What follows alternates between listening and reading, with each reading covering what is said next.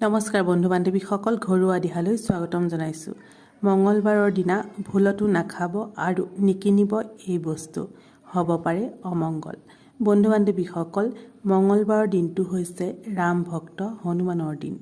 এই দিনা বজৰংবলীৰ পূজা আৰাধনা কৰিলে সকলো সংকট দূৰ হয়। সেয়েহে এই দিনটোত শ্ৰদ্ধা ভক্তিৰে বজৰংবলীৰ পূজা আৰাধনা কৰা উচিত।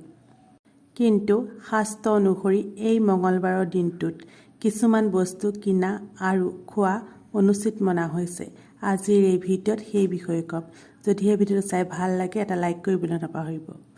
ঘৰুৱা দিহা চেনেলটো যদি প্ৰথমবাৰলৈ চাইছে চেনেলটো ছাবস্ক্ৰাইব কৰি ল'ব আৰু কাষতে থকা বেল আইকনটো প্ৰেছ কৰি দিব, যাতে আহিব লগা নতুন নতুন ভিডিঅ'বোৰ প্ৰথমেই চাব পাৰে।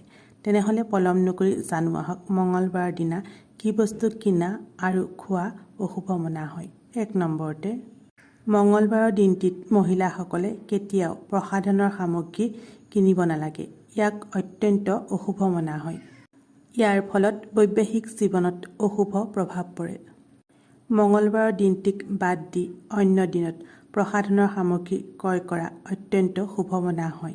ইয়াৰ ফলত সৌভাগ্য বৃদ্ধি পায়। 2 নম্বৰতে, মঙলবাৰৰ দিনা গাখীৰৰ পৰা বনোৱা বস্তু কিনাৰ পৰা বিৰত থকা উচিত। কিয়নো গাখীৰক চন্দ্ৰমাৰ কাৰক মনা হয়। চন্দ্ৰমা আৰু মঙল ইটো সিটোৰ বিপৰীত, গতিকে এই দিনটোত এনে বস্তু কিনাৰ পৰা বিৰত থকা ভাল। মঙলবাৰৰ দিনটোত বুনিয়া লাডু কিনি হনুমানৰ চৰণত অৰ্পণ কৰা শুভ মনা হয়। ইয়াৰ ফলত বজৰংবলী প্ৰসন্ন হয় আৰু তেওঁৰ কৃপাপ্ৰাপ্তি হয়।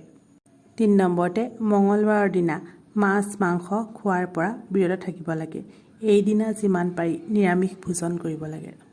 4 নম্বৰতে, মঙলবাৰৰ দিনা কাৰোৰে লগত টকা পইচাৰ লেনদেন কৰিব নালাগে। ইয়াৰ ফলত ঘৰলৈ দৰিদ্ৰতা আহে।